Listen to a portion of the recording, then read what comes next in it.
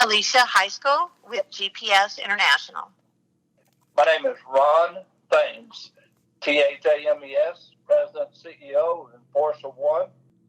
Thank you very much for joining us here today. Hey, I just got back from Midland, Texas, where I was hearing about this product, FireBULL, I believe is what it is. So I had to find out more about it. So what better way than to bring in the actual experts, the people involved with it in day to day. So how are the two of you doing?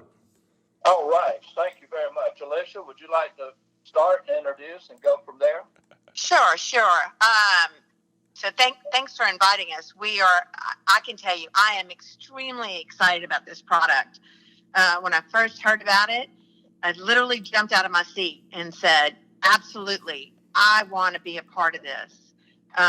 FireBULL is a F3 fluorine-free foam. It is used, in my world, it would be used to fight hydrocarbon fires. My company's in oil and gas. We've been in oil and gas. Company's been in business since 2002, and I've been running it since 2009, and I've owned it since 2017. So FireBULL is a new product, and what makes me so excited about it is that it's fluorine-free, and fluorine has been directly linked to cancer in firefighters. But there's a much more dimension to FireBULL than just being fluorine-free. The list goes on and on. You know, it's acid-free. You know, in oil and gas, we deal in metal. That's how we transport. That's how we drill. That's how we do everything through metal. So when you're putting out a fire, you know, the last thing you want is that you've got the fire out, but now the foam that put it out is now going to eat it up.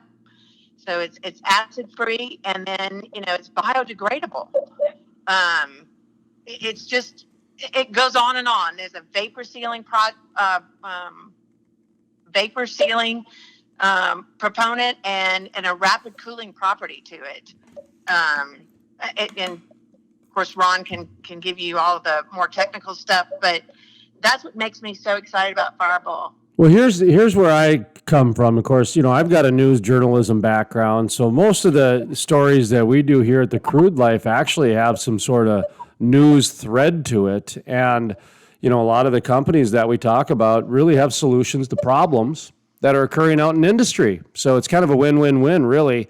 But when I heard about what you guys have going on and this type of product, all I could think of is this is another example of an eco-innovation, another innovation that is coming pretty much from the energy industry, and with the environmental side of it.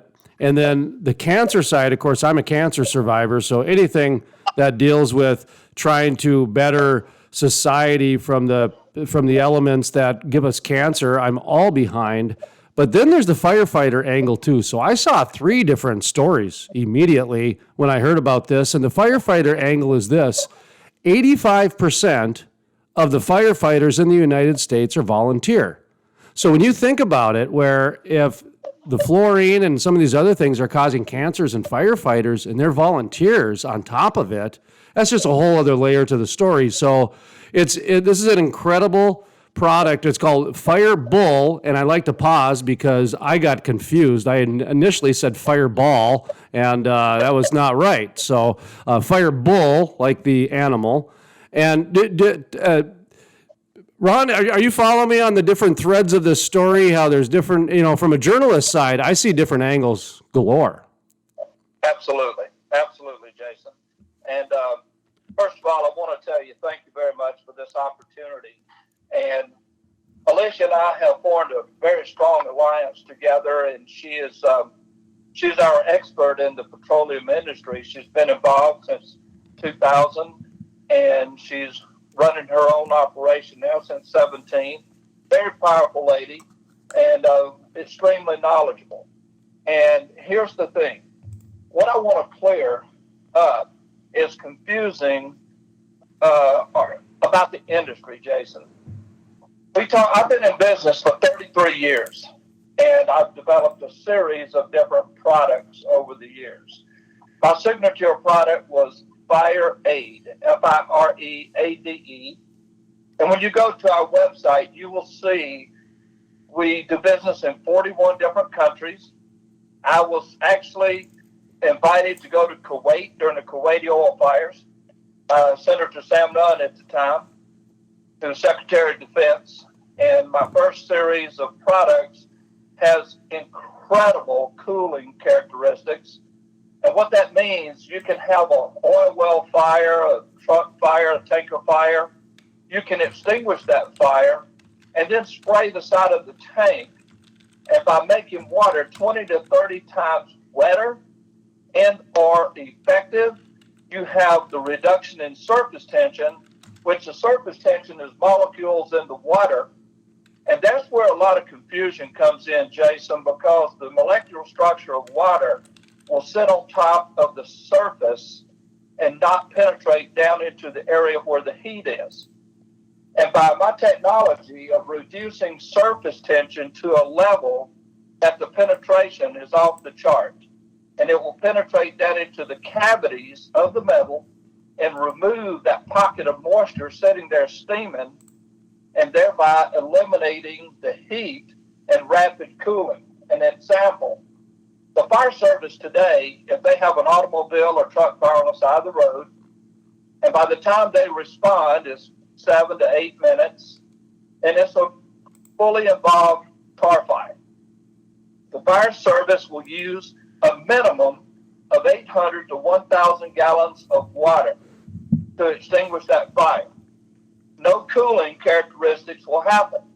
By adding FireBULL to their water at a small percentage, they will use less than 100 gallons of water with complete extinguishment, zero reignition. Now, how did I do this? Jason, that's a good question because I'm not a chemist. And I barely got out of high school. I started in my garage with an idea, and over the years I have perfected this product and different technologies by trial and error. And yes, I have spoken to many chemists in top petroleum industries, but now I've taught myself to the point where I can pretty well keep up with a chemist conversation in this industry. And each and every component of our product in FireBULL, some of the constituents in FireBULL actually goes into ladies' cosmetics. They're surfactants. And that is within itself a tremendous advantage. Now, I want to talk about one subject that was interesting, Alicia pointed to, and so did you. The cancer-causing elements in firefighting foam. There's a whole lot of confusion in this area. The problem is called PFOS. And I have to be extremely careful not to mention any company names of prior history, but this started back in the 60s, 1966 to be exact. There was firefighting foams manufactured by big companies that loaded their product with tremendous amount of PFOS, which was PFOS and PFOA. Now those, I can get you the exact names of that as we talk, but it contaminated military bases around the world, and there's where the big issue is, because this PFOS that was in that product, yes, is cancer-causing elements involved. Now, the other ingredient in PFOS is called PFOA. Now, today, there are no known cases of any cancer elements from PFOA. However, the bioaccumulation in the soil today, this PFOS will not self-degrade. So thereby, it stays in the soil and penetrates to the navigable waterway system, contaminating our drinking water. It's in plastic, it's in plastic straws, it's in hamburger wrappings, and that's why you're seeing a lot of changes in plastics and all these areas, because PFOS is in those particular components. Now, we have taken our product, with third-party certification laboratories. One of the largest one environmental studies is in Canada. And we took our existing product, FireAid, down to 20 parts per trillion with no detectable limits of PFOA. Zero PFOS. I have never had PFOS in any of the chemistry that I use. Now, as Alicia pointed out, FireBULL, and I know you're probably saying, Ron, where'd you come up with these names, for God's sakes? That's a good question, because I'm a Taurus, and the bull, and my birthday, I just go in and push the trees down while everybody else drives the trucks through. That's what I do. That's the way I run my companies, and always had that determination and drive. And FireBULL is doing just that. It's opening a lot of doors for us. And it is PFOS, PFOA, all of those constituents free, because it contains zero fluorinated surfactants. And Alicia was 100% correct. The theory of coming out with a brand new technology in FireBULL is off of the chart today. And you're seeing all the large manufacturers of firefighting foams go to fluorine-free. And Jason, our industry is turning toward that at such a rapid pace, we had no choice but to go that direction. We've been working on FireBULL for 5 years. 5 years. Because all of the certifications are based upon fluorinated surfactant. The military test, the UL test, everything is based upon that because of one element. It's called burn back. In other words, you extinguish a fire and you cannot control it and it comes back. Well, that's burn back. And fluorinated surfactants were excellent in doing that. And that's why they came into play in the late 70s and 80s when the United States Navy developed what we call the fluorinated surfactant products today. And then 3M got the contract for the government to manufacture it. No one was concerned, no one was watching, no one was paying attention of exactly the constituents and the components in those products. And today, the surface is rising, and everyone's saying, oh my God, there's some problems here. And they're 100% correct. Alicia could not have been more direct and right on target when she said, FireBULL is going to open a new technology, a new wave, and a new wave in security, a new wave in confidence, and being able to extinguish all types of fires from Class A to Class B. And Class A fires is natural materials, cotton, paper, etc. And all your flammable liquids, that consists of diesel fuel, gasoline, jet fuel, aviation fuel. All of these type areas come under the hydrocarbon area. Now, Jason, I've thrown a lot at you in a very, I talk a lot with gusts about 60 miles an hour. And so that's all right. You apologize. You're a Taurus. I get it. I'm a Libra. So, I take, a topic and I bat it back and forth until it's water vapor. So, you go full steam ahead and I'm sitting back trying to figure out if we go left or right and you just go. So I get it. Hey, I did want to ask you about the third party verification, because I think that is something that needs to be pointed out for this reason. When you're talking about chemicals and you're talking about marketing slogans and you're talking about science and this and that, the oil and gas industry did see some snake oil salesmen come in probably about 5-6 years ago with claims that, we can make oil disappear just by looking at it, that type of thing. Yeah. Talk to me about the importance behind the third party verification, because not everybody does that anymore. People don't seem to, I don't know if the buyers aren't interested in that, or if there's a cost differential by, trying to go with the cheaper product up front. I don't even know what you guys charge, but if it's third party verified, I imagine there's some quality assurance involved here. So it's not picked up at the dollar store is what I'm getting at. Talk to me a little bit about that third-party verification and how that maybe made you adjust your business model, if you wouldn't mind. Jason, I tell you, you probably could not have asked a more important question to understand is third-party certification and verification.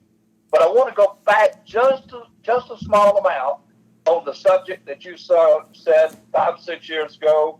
These products came in and said you just put this on an oil spill and it eats the oil away and all this other kind of stuff.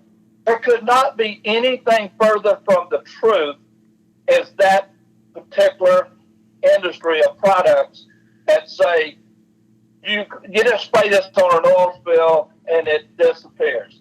The answer is yes, it disappears. But where does it go?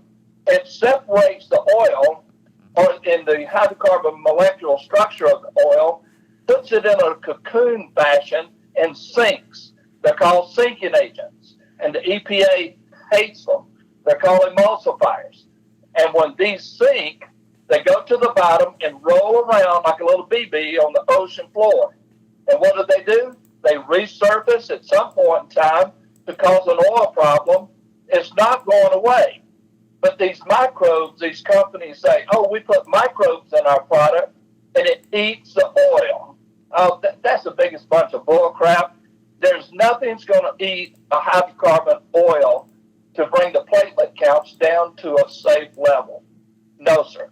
Now, the BP oil spill in the Gulf, they did use, as I said, emulsifiers, and I was shocked because the oil, they said, okay, we've cleaned it up in some areas. They put the net out in the pig blankets and pulled all the oil in, and then they came back with emulsifiers to put on top of it to finish getting the oil sheen off. Well, Jason, where did it go? It sinks to the bottom in an encapsulated form, and it's not gone. It's down there. And people would be very upset at me for making that statement. But it's real. Dang it, Jason, it's the fact. And no one can prove that it's not. And that's where the irritation comes from. So that leads me to the third-party certification point that is extremely critical in what we do. Because as they talk about agents to eliminate oil spills and things, what we have done is taken it to the extreme level. And your point of cost, we have spent hundreds of thousands of dollars in all these third-party certifications. And why did I do this? Because it gives the customer a complete confidence that our product is third-party tested, third-party certified, meaning they're not taking our word. They don't take just something on our letterheads. I mean, we make statements within our company. No, sir. We take it to the environmental labs, let them run all of the tests, let them run the toxicology programs, let them run the fish kill, let them do every single thing that they possibly can do, give us the report, good or bad, we put it out. Good or bad. Now, what that's done is give the customer satisfaction that we not only have a product that works, but we have a third-party certification attached to it to give credibility. It's not just our word. It's the whole certification process, which is extremely, extremely important. Alicia, you're out there talking to people about this. Is the environmental concerns or the environmental advantage, is that being accepted out there? Is there still some growing pains and some learning curve involved with this? Because it's here to stay. Whether it's an image, an optic thing, or whether it's science, the fact of the matter is that the environmental perception and innovations, they're here to stay, in my opinion. So I don't know if that's out in the marketplace or not, but what are you hearing out there? Absolutely. Alicia, go ahead. Okay, thanks. Some of the feedback I'm getting is, there's a learning curve. The HSE, HSSE departments, they totally get it. I think the legal departments are waking up in some of these major companies, especially in refineries and where these huge fires and tank fires would take place. But it's also the cancer aspect. I mean, no corporation wants to put their employees or the public, just the world, in harm's way, and spewing and exposing and then spewing this foam all over the place that has fluorine in it. That's exactly what you do. So they're starting to really wake up to the fact that there are alternatives out there, and the bonuses of FireBULL just keep coming. You may catch them with the fluorine free, but then you go back and you go, it's also acid free, and it's also biodegradable. It's got a vapor sealing property, so it's not going to fly all over the area like Mr. Bubbles. This foam is like shaving cream. It's not going to fly, and it's going to keep those hazardous vapors contained, and then it's going to cool that hot metal, run in and repair it or stop the leak, so that you can go in and work at it, whereas waiting for it to cool off, which just releases chemicals, or releases the oil or the gas, whatever. There's other products that Ron has developed that's just as amazing, that I'm just as excited about. But FireBULL is one of our main pushes. If you don't mind, Ron, I'd also like to talk about Vaporade. Vaporade in West Texas and in Louisiana and all the different areas, drilling and they're fracking. H2S is a serious problem. I can tell you a whole family in West Texas died here because of H2S. Out on a location. So it's a very sad story, but this Vaporade will reduce the LELs, the H2S level, to zero permanently. So this company has, I sound like a super nerd, the most exciting products I've run across. Well, thank you very much. And, Jason, she may be a tad biased here, but this woman knows what she's doing, and it's just a pleasure for me to be involved with her history and so forth. But I want to go back to your question, Jason, and add some things that she was talking about. The environment is what's driving this industry. I've been involved with the Foam Coalition. There's a coalition of all firefighting foam manufacturers around the world that's part of this. I've been involved with it 20 years. And the Foam Coalition brings us up to date on what's going on with our industry. And you are exactly on target, Jason, because the states, individual states, is driving, as Alicia just said, FireBULL being fluorine-free, is driving the industry in the market.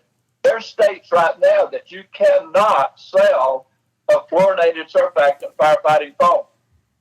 And there's legal ramifications and everything. There's guidelines. Here's the confusion, Jason. The people that's writing the guidelines are not sure where they're coming up with these numbers. As I said earlier, 20,000 parts, 20 parts per trillion is partly an estimate by NASA that can detect something like that. And that is equivalent to one drop in a swimming pool of 40,000 gallons of water. That's what that means. Now, those are not my numbers. That's the numbers of chemists that have put together the guidelines that we're talking about. So the environment is 100% in Force of One's direction, in Force of One's concern, Ron Thames is concerned, Alicia's concerned, you're concerned, because what's out there today, like asbestos, how did we know what that wonderful product, when it was invented to create a fire barrier, everyone thought it was wonderful. Years down the road, now look what it is. It's a terrible name.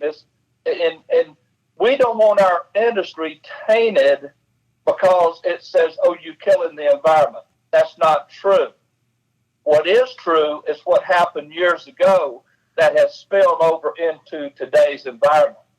And the environment is something that we have to protect. And as she stated, all of the constituents and components in FireBULL is 100% biodegradable. The product is 100% miscible in water in all proportions. And our environment is going to be a safer place. But most importantly, Jason, these people on the front lines that fight fires, we have to give them something other than water to protect them, to extinguish a car fire that a family's involved with. You have a family trapped in a vehicle, those guys have to have something to add to their water. It's going to knock that fire out quickly to get that family out of harm's way. Now, I'm using a very strong point there, but I've been involved in this industry 30-something years. I have seen tragedy among the fire service. We have to be able to give these people on the front lines something that's going to work, something that's going to make their job safer, and most importantly, prevent the environmental from being destroyed because we gave them an instrument or a product. And that's what FireBULL is about. And we're very excited about that. Mentioned a few things about essentially the industry image. I think there's a little bit of a growing pain there. That's one of, like, back when people didn't think that you needed a website, 15 years ago. And there's just certain movements that it just seems like it's here. And I spent an hour on the phone with the mayor of an oil and gas town today, and he made a very interesting comment. He goes, Jason, we live in a day and age where everybody has a cell phone, and if you give them an inch, they're going to take a mile. They're going to take a mile because they can. And when I listen to what you guys have going on here with trying to really combat some of the, I don't know, when I look at the third party verification as a gold standard. And for so long, people, and we used to joke about this last year, that when it came to some studies, you could give them, a third, fourth, fifth party study, and they almost act like it's a turd sandwich. Like like it's no big deal. And so talk to me about some of the growing pains, because it's an interesting time, because the asbestos example was great. That's a great example, because that really connects. And really what we're talking about is, how can we connect? Because when the internet came ushered in, that was difficult to connect with people. I mean, newspapers are going bankrupt after being a monopoly for 100 years. I mean, they didn't get it. So talk to me a little bit about the engagement and the connection aspect of what you guys are trying to accomplish. But I want to take off where she left off on the other products they break, but I want to address your point right there, which is absolutely spot on. Let me tell you why, when you spoke to an oil and gas man, where there's confusion. Let me explain that. It's just like introducing new technology to an old industry of people complacent. People are just steadfast and they hate changes. Well, changes is new technology. Everyone's scared of it. Everyone's afraid of it. Oh my God, I've never seen this. I've never heard this. And now I have my firefighters out here fighting an oil well fire on something we know is going to work. We'll worry about the environment later. We have to contain the fire. And I hate to tell you this, there was a fire recently, last year in Texas, a big one. And that was the voice of some of the fire officials. We have to put this damn fire out. We'll worry about the cleanup later. They pulled products that was in storage that was not supposed to be used on this big fire in Texas, the legal ramifications that's going on is off of the chart. But their main focus, let me knock this fire out. Let me get this fire out. Now, taking that to today's industry, the young firefighters that's coming up do not understand that. They're looking at new technology as something like a new addition to a computer. You just said it perfect. You take a guy that has a tenure in the fire service of 20 years, he knows what fire trucks he wants, he knows what hoses, what couplings, he's comfortable. You get him out of his comfort zone, he's lost confidence because it's an unknown. And this industry is going, and we're pioneering this thing. We have FireBULL on the market right now. We have about 300 or 400 fire departments that's using it and using it every day with tremendous success and pleasure. And the industry itself, especially the oil and gas, is very reluctant to change because why? They want the fire out. They don't care about anything following that. Now, I want to be careful how I said this. I'm not saying that all petroleum people care less about the environment. That's so far away from the truth, it's impossible. One of the large oil companies, and I'm being very careful not to mention their name, just stated, if you have a tank fire and you only have fluorinated surfactant-based foam, let the tanks burn. Yes, sir. That's a standard operating procedure. It's called SOP. And they have implemented that. I wish I could tell you the name, but I'm afraid for legal crap. I don't want to get caught in a mess. But I'll give you another example. This is a good one. Here, 3 or 4 months ago, there was a military cargo ship that sat in the bay in San Diego. That happened to be the largest carrying vehicle support ship in the whole entire military. They let that thing burn for days and days and days, sitting in the harbor of San Diego. You know why? They would not let them put 1 ounce of fluorinated surfactant firefighting foams on that ship. Yes, sir. Burn for days. You can pull it up. You probably already know what I'm talking about. But the awareness of what we're doing in our technology drives a company to do third-party certifications because it's CYA in this industry. That third-party certification is independent. They're unbiased. You're either good or bad. It's all in print. Well, when you have someone that has the credibility, that's all they do is test, test, test, and you have no choice. When you submit your product, you have to look at the results. That's why I have always gone after certifications, third party. So important, so important. It's credibility, it's proof in what you're saying, and it's a confidence factor for the fire chief or whoever's in the oil industry or whatever industry in firefighting to know that that product's going to perform day in and day out.